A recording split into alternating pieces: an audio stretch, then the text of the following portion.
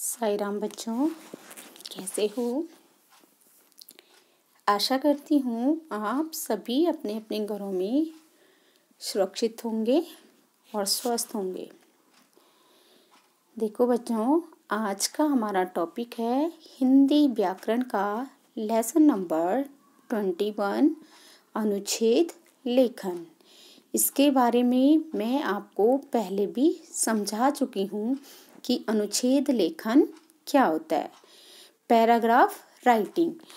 तो बच्चों, पैराग्राफ मतलब किसी भी चीज़ के बारे में एक पैराग्राफ लिखना और उसमें क्या है, सारे टॉपिक कंप्लीट होना चाहिए।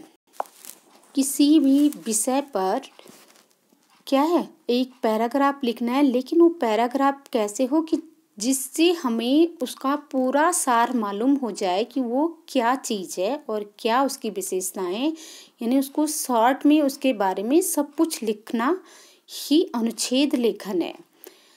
किसी दिए गए विषय पर क्रमबद्ध रूप से अपनी विचार लिखना अनुच्छेद कहलाता है।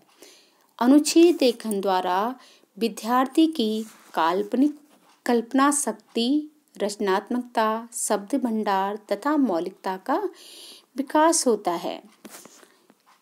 ठीक है। अनुच्छेद लिखते समय विद्यार्थियों को कुछ बातों पर विशेष ध्यान रखना चाहिए।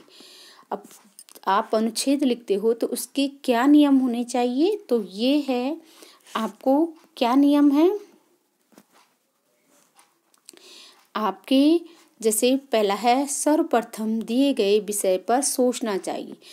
आपके पास जो आपका अनुच्छेद लिखने के लिए टॉपिक दिया गया है, सबसे पहले उस पर विचार करना चाहिए कि इसमें क्या क्या चीज़ें हम लिख सकते हैं और कैसे लिख सकते हैं।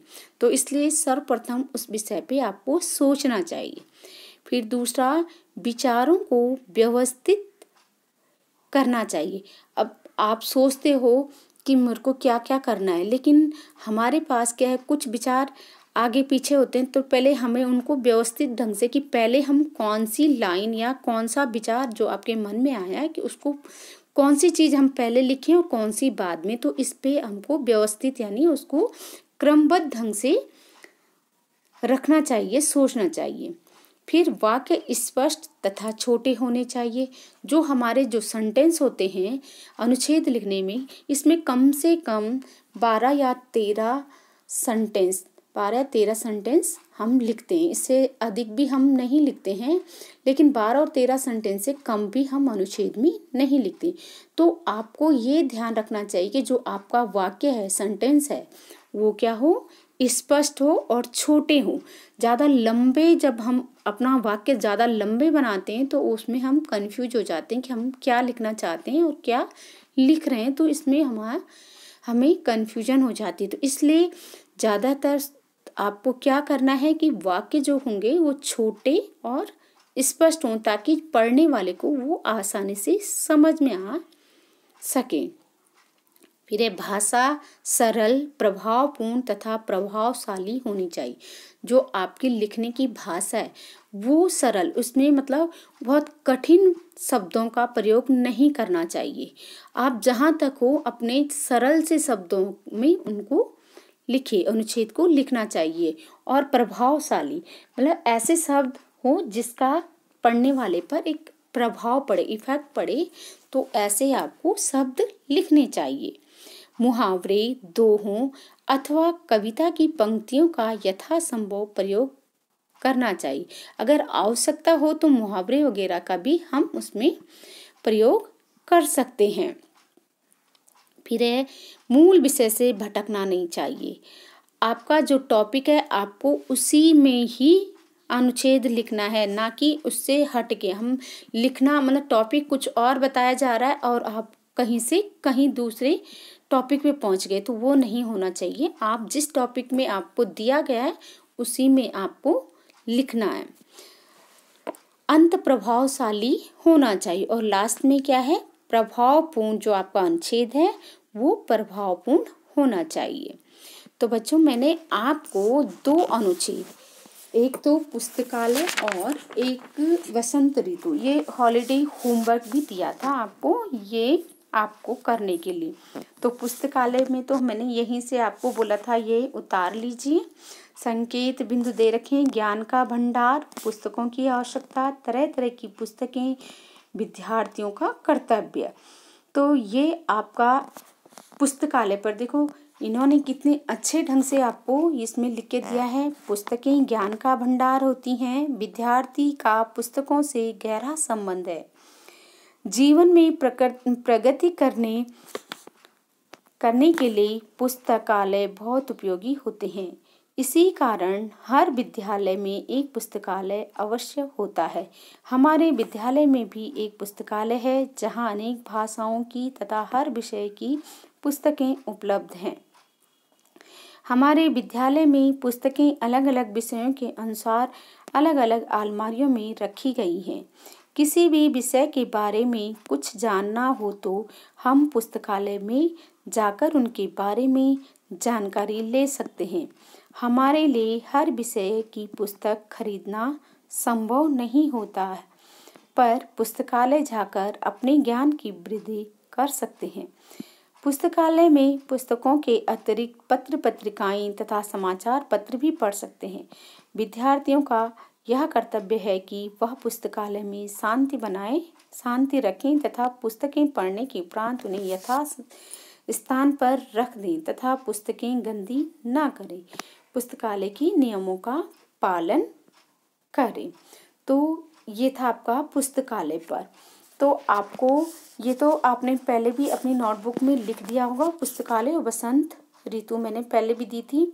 अब आपको एक तो याद रखना कि जो भी अनुच्छेद लिखोगे वो कैसे, कि अनुच्छेद निबंध का लघु रूप होता है। अनुच्छेद क्या होता है? निबंध के शॉर्ट रूप को ही अनुच्छेद कहते हैं।